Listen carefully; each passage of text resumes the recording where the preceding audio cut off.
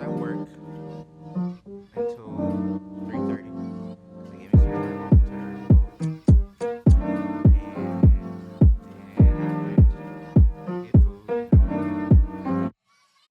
A lot of my work starts off with me just asking, what if we prayed to gods that look like us, and so that was kind of like the original premise. And then it kind of developed over time.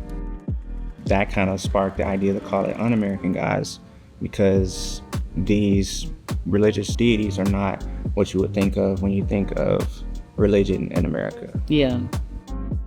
Well, Marcus, tell us a little bit about yourself. My name is Marcus Jamal Williams. I'm a visual artist, primarily a painter, but I like to experiment with a lot of different mediums. I've been working as an artist since I came back to Jacksonville in 2011. How did this gallery kind of differ from the other places you kind of shown before? This space allowed me to kind of really have to challenge myself and think about how to maneuver through the space and how I want people to experience the space. So being able to kind of install things and experiment with different mediums and having the resources to really push boundaries that I was not able to push before. Well, let's talk about your process for this show. Like you said, you use different mediums, and I also know you use some mediums that were kind of new to you. How was all that? I worked with a few different mediums, and I also enlisted some collaborators as well for mediums that, required a little more technical ability. But the main new material that I worked with was resin. Of course, it was a learning experience, and I had to overcome certain challenges, but it was fun overall. I like, trying to do this. Yeah.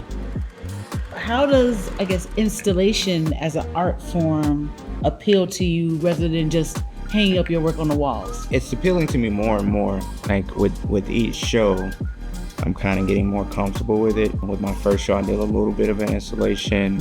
I mean, it was a large space, but technically it wasn't a lot involved in putting that together. This was a lot more logistically challenging. So it was fun to kind of consider different variables other than how the pieces themselves are going to look sitting on the wall or on the pedestal. Right. I wanted to approach the space in a different way because I had the opportunity to. So I don't know when I'm going to have this opportunity again. So I decided not to use any walls and kind of figure out how to display things in a non-traditional way. Yeah, I think it really worked out. And we've discussed this before, but why Black women? How do they appeal to you or show up in your work?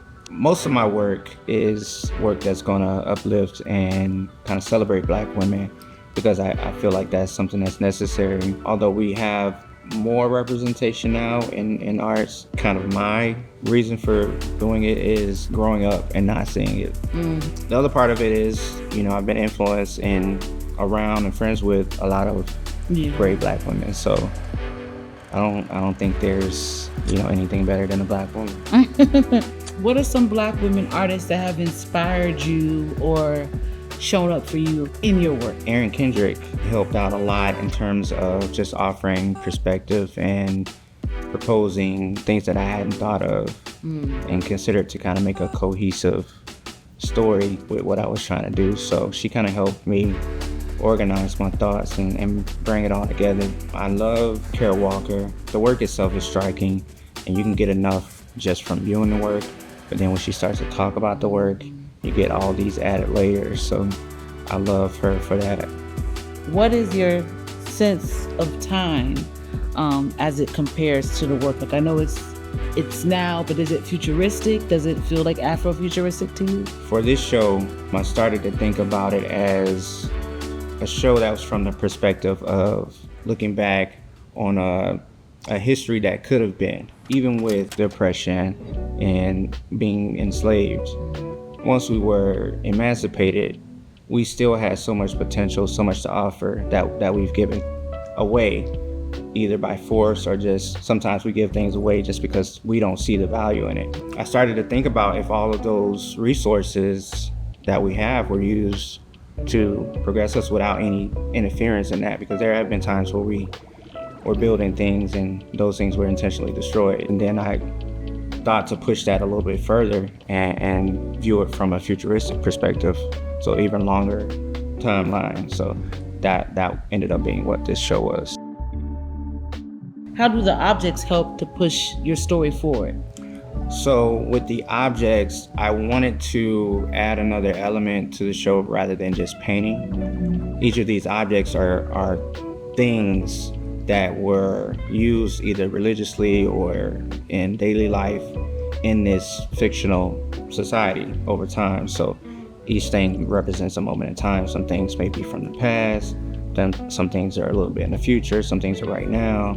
So just kind of give a broad range of that timeline. As viewers come into the gallery and they see your work, what do you want them to take away from it? How are they viewing the installation to you? One thing that I always want is for people to tell me what they get from the show. You know, knowing the premise, you can take that and everybody's going to bring in their own experience and get something different from it. But one thing that I would like people to take away is that we are the resource and we can decide how we are used. We can be used for our own benefit, or we can continue to make profits for others. And that's not just monetarily, that's just overall. Yeah. How can we continue to support you in the future? Continue coming to shows. Yeah. This show had a great turnout, so I was very pleased with that. Purchase work where you can, share work, tell somebody. And your show will be up to February 12th, and we want to continue to encourage people to come in with your children and your families and your friends, and to see this work and to give you some perspective on what they're viewing. Absolutely. Yeah.